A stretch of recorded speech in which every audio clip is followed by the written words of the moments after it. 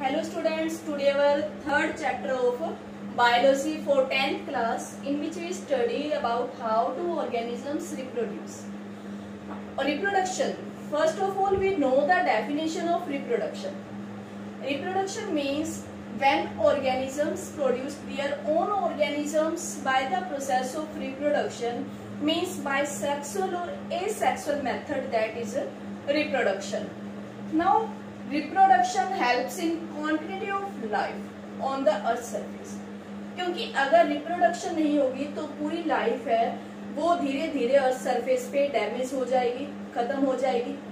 Then reproduction helps in providing the continuity in life, क्योंकि reproduction से जो new organisms produce होंगे उससे अर्थ सरफेस पे एक लाइफ में कॉन्टिन्यूटी बनी रहती है, जिसकी वजह से इम्पोर्टेंस है रिप्रोडक्शन की, वो लाइफ को कॉन्टिन्यूअस करने में हेल्प करता है. देखो रिप्रोडक्शन टू टाइप की है. First is sexual reproduction and second is asexual reproduction. Sexual reproduction means in which two parents are involve, जिसमें two parents means male and female, two parents involve होते हैं. But in asexual only single parent is involve, जिसमें एक ही parent involve होगा, वो mail या female के बीच में आइडेंटिफाई नहीं होगा. In sexual reproduction mail and female like in multicellular organisms, for example multicellular plants, in multicellular animals, different type of animals, and in human beings. Sexual reproduction takes place in which male and female both parents are differentiated. We easily identify that person is male or female. But in asexual reproduction only single parent is involved. We don't identify that is male or female. That is not mentioned. Only single parent is involved. एक ही parent होगा उसमें. Sexual reproduction आगे type size की. First is fusion. Fusion को हम आगे to type में divide करते हैं, binary fusion and multiple fusion. Second है बडिंग, थर्ड है स्पोर फॉर्मेशन,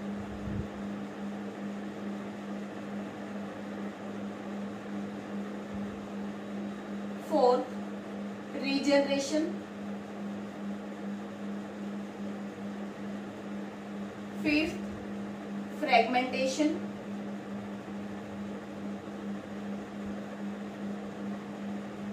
देखो जो भी रिप्रोडक्शन की ये टाइप्स हैं जिनको हम अब स्टडी करेंगे, सबसे पहले हम करते हैं fusion. Fusion is a method in which a single organism divides into two or more than two organisms, जिसमें एक ऑर्गेनिज्म टू या टू से ज्यादा में डिवाइड हो जाता है, that is fusion. First is binary fusion.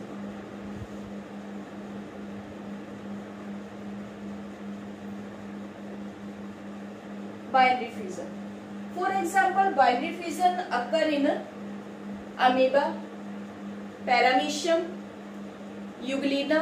In organisms में बाइनरी फ्यूजन टेक प्लेस करती है. बाइनरी फ्यूजन के अकॉर्डिंग सपोज करो कि amoeba is a irregular shaped organism. Amoeba जिसकी कोई भी फिक्स स्ट्रक्चर नहीं होता, जिसके फिक्स माउथ पोजीशन नहीं होती, that is irregular shaped and unicellular organism. जब इसमें डिवीजन होगी तो इसमें ऑर्गेनिज्म में पहले न्यूक्लियस है वो डिवाइड होना धीरे धीरे स्टार्ट हो जाता है. जब इसमें न्यूक्लियस डिवाइड होगा तो उसके बाद इसमें साइटोप्लाज्म की डिवीजन है वो भी होनी स्टार्ट हो जाती है. Then it starts into two organism.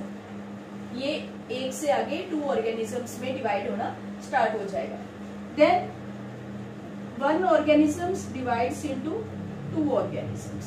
The first single organism and then its nucleus start to divide and after this its cytoplasm start to divide, and then this organism start to divide into two organism. This is the binary fission. देखो इसकी irregular shape है तो किसी भी position से to में divide हो सकता है। देखो इसके अब जैसे पहले न्यूक्लियस डिवाइड होता है तो उसको कहते हैं कैरियोकिनेसिस, और जब इसका साइटोप्लाज्म डिवाइड होना स्टार्ट हो जाता है तो उसको कहते हैं cytokinesis.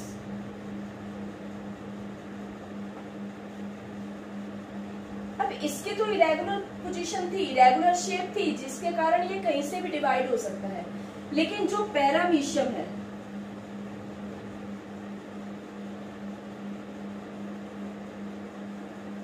Paramecium is also a unicellular organism, but its position, mouth position, shape is fixed. This is the mouth.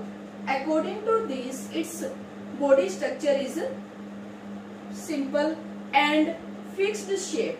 Due to this, it occurs to start to divide into transverse section, and it start to divide into two organisms. And in Euglena, it contains a, ये तो था paramecium और ये है Euglena का example. Euglena में flagella present होता है, जिसके अकॉर्डिंग ये फ्लैजिला के अकॉर्डिंग टू पार्ट्स में डिवाइड हो जाता है। ये इरेगुलर डिवीजन थी, ये ट्रांसवर्स है और ये लॉन्गिट्यूडिनल डिवीजन है। तो इसके अकॉर्डिंग ऑर्गेनिजम्स डिवाइड हो जाते हैं और उसकी जो फिक्स पोजीशन होती है उसके अकॉर्डिंग इनमें डिवीजन होती है। Now second is multiple fission.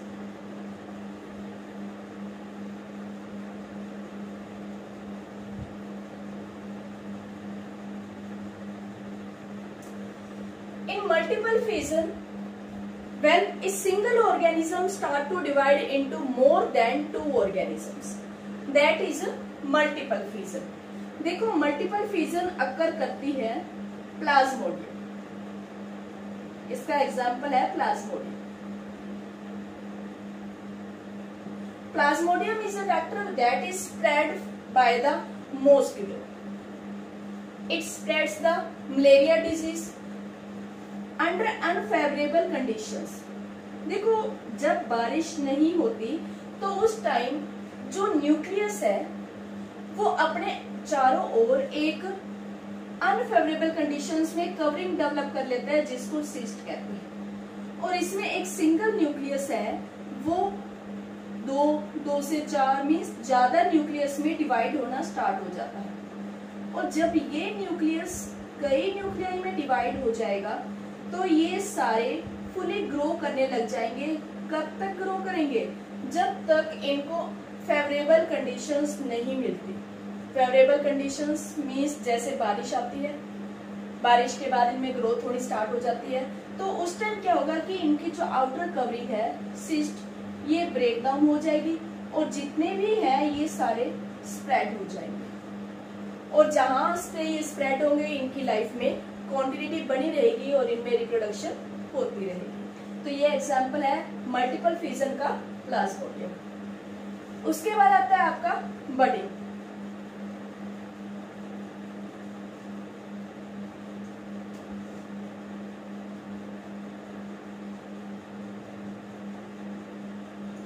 Budding means when small outgrowth protuberance occurs on the surface of any organism, that is budding.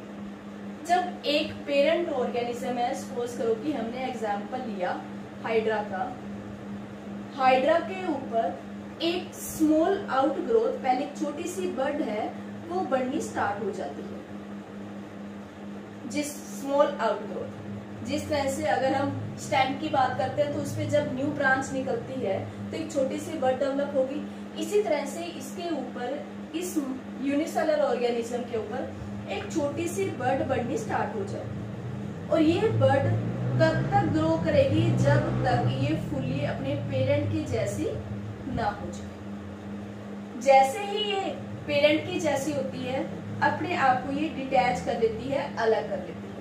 और अलग करने पे ये एक न्यू ऑर्गेनिज्म की फॉर्म में ग्रो कर लेते हैं। मीन्स एक सिंगल आउट ग्रोथ डेवलप होके उससे ग्रोथ तब तक होती रहती है जब तक वो फुली पेरेंट के आइडेंटिकल ना हो जाए।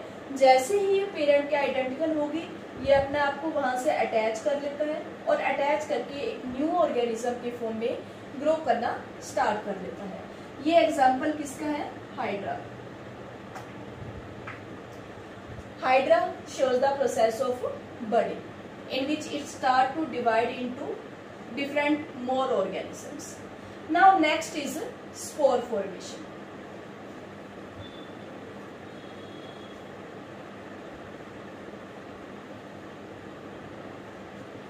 Spore formation.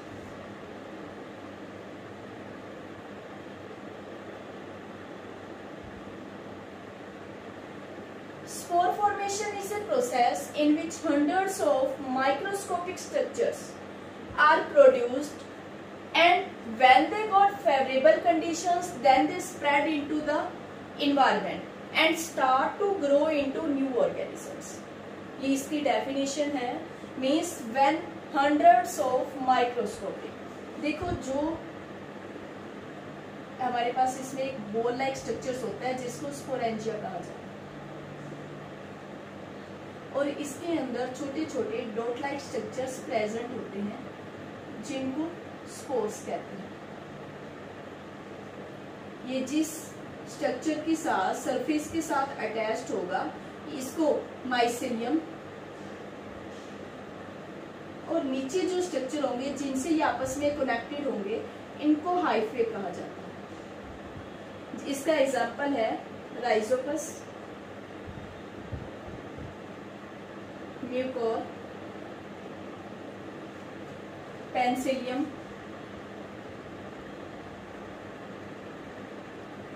ये सारे ईस्ट में अक्कर करते हैं। ईस्ट में इस टाइप की डिवीजन होती है स्पोर फॉर्मेशन। आप देखते हो कि हमारा जो फूड होता है अगर हम गर्मियों में एक दिन बाहर रख देते हैं, 2 दिन बाहर रख देते हैं तो उसके ऊपर फंगस डेवलप हो जाती है।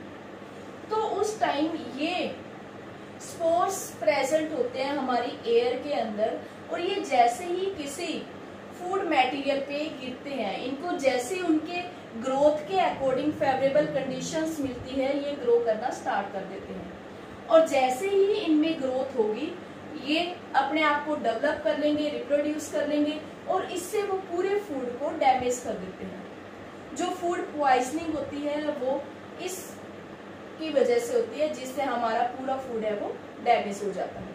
मीन्स ब्रेड माउट्स कि हमारा ब्रेड है हमने उसको गर्मी में बाहर रख दिया तो उसके ऊपर फंगस ग्रो करने स्टार्ट कर देती है। कई बार हमारे पिकल्स अचार है वो खराब हो जाता है, तो वो किसकी वजह से होता है? ईस्ट की वजह से, जिसमें जो ये स्पोर्स, जैसे ये स्पोर्स, ये पूरा स्पोरेंजिया है, इसको जैसे फेवरेबल कंडीशंस मिलती है ये यहाँ से ब्रस्ट हो जाता है और ये स्पोर्स हमारी एयर के अंदर स्प्रेड हो जाती है, और जहां पे भी इनको फेवरेबल कंडीशंस मिलेगी, when they got the favourable conditions, then they start to grow on that food material and their number increased. This is the spore formation process. Now next is regeneration. All students learn definition, example and diagram. क्योंकि सभी के लिए example, definition learn करना जरूरी है, क्योंकि आपको question ये भी पूछा जा सकता है कि व्हाट इज स्पोर फॉर्मेशन, और आपसे ये भी पूछा जा सकता है कि which type of reproduction takes place in rhizopus, penicillium, and then define that process. तो आपको दोनों एग्जाम्पल के थ्रू भी क्वेश्चन पूछा जा सकता है और डेफिनेशन के थ्रू एग्जाम्पल भी पूछा जा सकता है, तो आपने दोनों ही चीजें लर्न करनी है। Next is regeneration.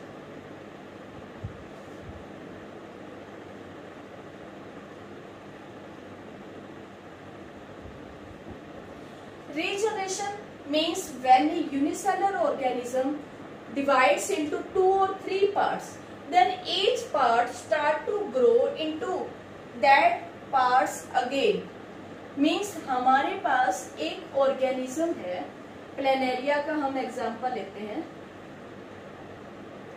हमने प्लेनेरिया का एग्जांपल, जिसमें सपोज करो कि ये ऑर्गेनिज्म 3 पार्ट्स में डिवाइड हो गया। जब ये 3 पार्ट्स में डिवाइड हो जाएगा किसी वजह से,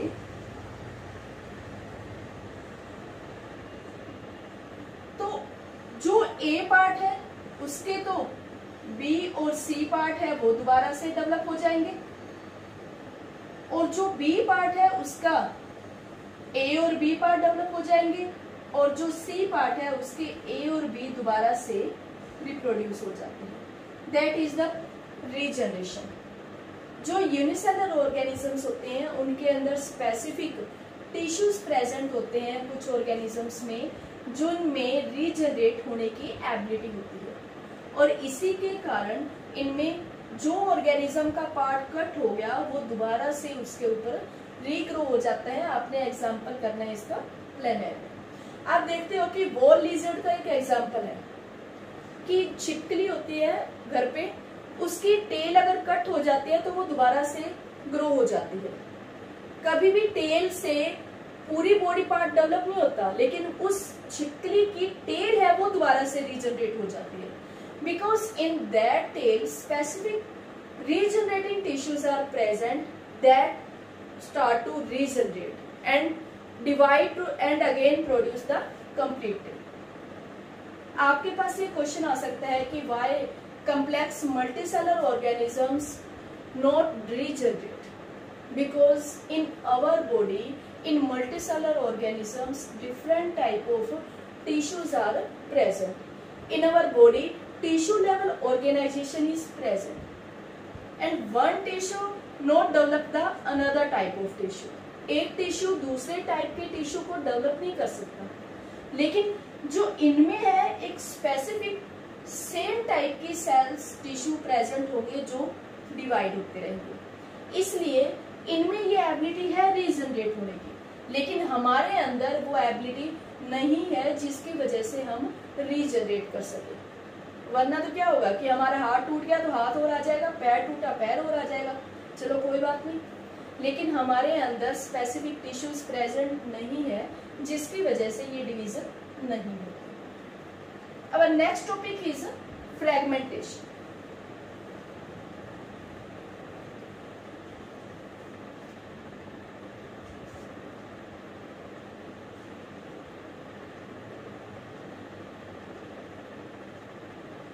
फ्रेगमेंटेशन, देखो फ्रेगमेंटेशन का एग्जांपल है spirogyra.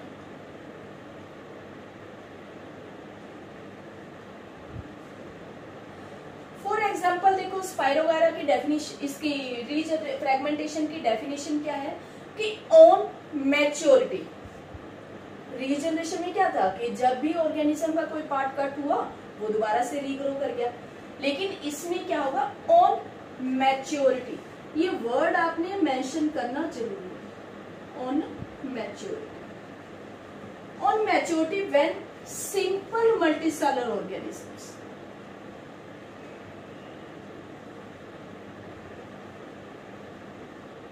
simple multicellular organisms start to divide into 2 or 3 parts and each part start to grow is known as fragmentation. देखो स्पाइरोगायरा जैसे एग्जांपल है कि हमारे पास आसपास एक नहर होती है, तो नहर में जब पानी बंद हो जाता है तो उसपे एक green thread like structures move करते हैं जो नहर की साइडों पे वॉल्स पे ग्रो कर जाते हैं। वो क्या होता है स्पाइरोगायरा, जिसको क्या कहा जाता है सिल्क ऑफ पॉन्ड।